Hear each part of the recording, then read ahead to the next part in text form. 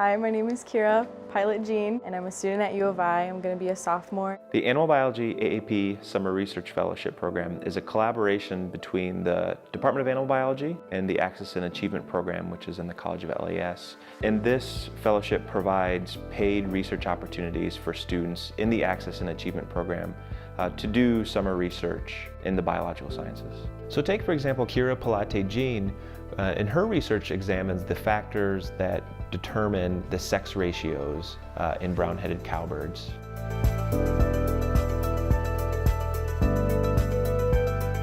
So the birds that we're studying in this lab is brown-headed cowbirds, and they are an interesting bird species because they are parasitic birds, and basically that means they cannot make their own nests. So instead of breeding and making a nest like normal birds would, they put their eggs into the nests of other birds, and then these birds take care of their young. I didn't have any resources prior to this program. Being able to have the grant means I can pay my tuition and also get like this new experience, which is super helpful. And being able to like meet different people through research or just talking to my professors is awesome.